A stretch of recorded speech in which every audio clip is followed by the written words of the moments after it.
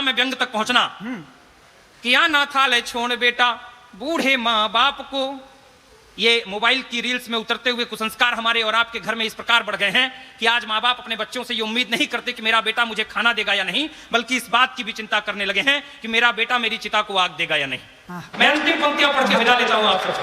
किया ना था ले छोड़ बेटा बूढ़े माँ बाप को, जो चलने लगा तो उससे दौड़ के रुकाए हैं। माता बोली बीबी संग खुश रहो बेटा मेरे, हमको भले ही आंसू खून के रुलाए हैं। और गलती नहीं है बेटा इसमें तुम्हारी कोई, जान लो ये प्रभु हमें दुख क्यों दिखाए हैं। एक तर्क दे रहा हूं, अगर ठीक लगे अंतिम तक तो विदा कर दीजिएगा कि गलती नहीं है बेटा इसमें तुम्हारी कोई, जान लो ये प्रभु हमें दुख क्यों दिखाए हैं। चार चार बेटियों की भ्रूण हत्या करने के बाद हम तुम जैसे बेटे को जो पाए हैं। बहुत बहुत आभार। बहुत बहुत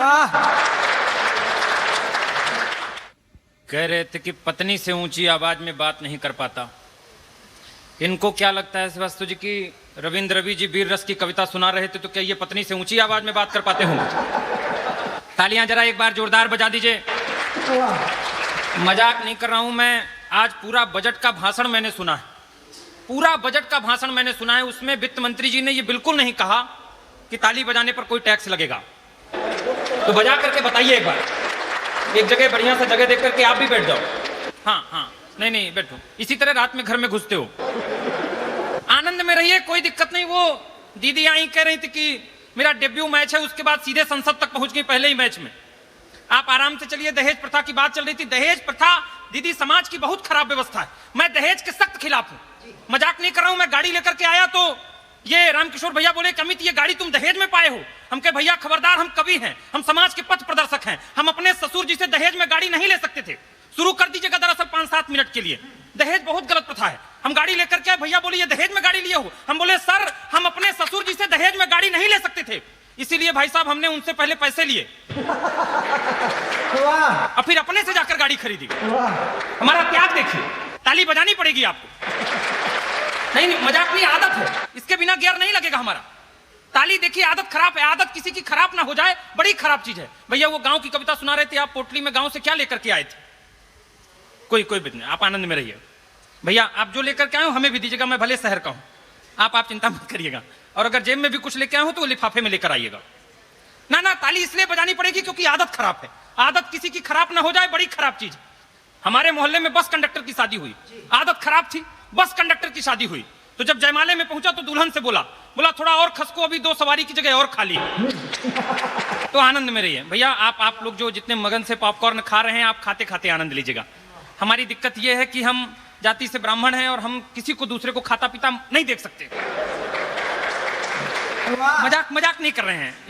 इसमें हंसने वाली बात नहीं है। ये रविंद्र भैया हमको निमंत्रण में ले गए थे, शुरू करिएगा। निमंत्रण में ले गए थे, देख करके भैया को याद आ गया। निमंत्रण में ले गए थे तो वो खीर परोसने वाला जरा जल्दी में था, हमारी थाली में खीर डाले बिना आगे बढ़ गया। अब मैं देश में इधर उधर जाने वाला इतना बड़ा कवि कैसे महेश जी निर्जता से मांग लेता कि हमारी थाली में खीर डाल दीजिए? नहीं मांग पाया।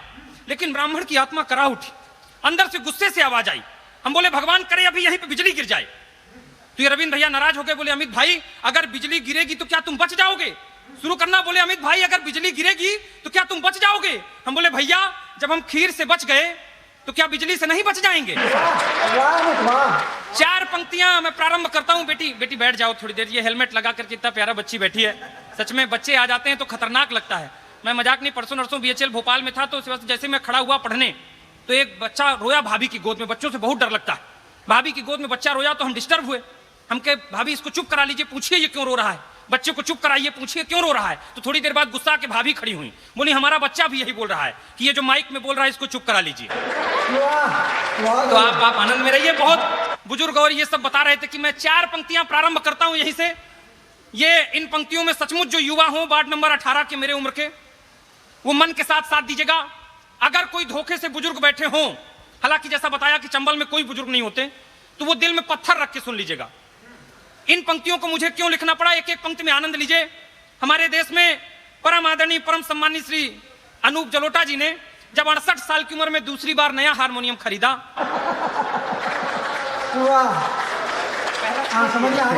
तब भी मैं कुछ नहीं बोल पाया। अभिनेता आशीष विद्यार्थी जी ने 61 साल की उम्र में दूसरी बार नई कॉन्वेंट स्कूल में एडमिशन ले लिया। भी मैं कुछ नहीं बोल पाया सर। लेकिन मध्य प्रदेश के एक बड़े नेता ने 70 साल की उम्र में जब दूसरी बार संविधान लागू किया, जियो राजा, जियो राजा, जियो राजा। ना नाम नहीं लेना है, मैं कोई राजा प्रजा की बात नहीं कर रहा हूँ, मैं तो अमित से कह रहा हूँ, जियो। मैं आनंद में रहिए। तब इन आहत कुंवारे युवा महासंघ की तरफ से 4 पंक्तियां निवेदन करता हूं, मस्ती के साथ सुनिए, आनंद के साथ। कि लड़कों से ज्यादा ब्याह बूढ़ों के जो हो रहे हैं, भैया अभी से नहीं, एडवांस पेमेंट मत करो, पहले इस्तेमाल करो फिर विश्वास करो। कि लड़कों से ज्यादा ब्याह बूढ़ों के जो हो रहे हैं, देश के कुंवारों में भी द्वंद्व होना चाहिए। कुंवारों मन के साथ साथ देना, कुंवारों मन के साथ साथ देना, क्योंकि मैं कुंवारों का राजा राम मोहन राय कहा जाता हूं। आनंद। कि लड़कों से ज्यादा ब्याह बूढ़ों के जो हो रहे हैं, देश के कुंवारों में भी द्वंद्व होना चाहिए। और कामिनी का मोह कोई भांवरों को जो फंसा ले, फूल में ना ऐसा मकरंद होना चाहिए। कामिनी का मोह कोई भांवरों को जो फंसा ले, फूल में ना ऐसा मकरंद होना चाहिए। और रोज नई सुंदरी जो बूढ़ों से विवाह करे, नहीं ऐसा कोई छल छंद होना चाहिए। आखिरी पंक्ति में ताली इतनी बजे कि कल भोपाल से ये कानून पास हो जाए कि रोज नई सुंदरी जो बूढ़ों से विवाह करें, नहीं ऐसा कोई छल छंद होना चाहिए। बाल ब्याह जैसी कुप्रथा तो बंद हो गई है, वृद्ध ब्याह भी तो अब बंद होना चाहिए।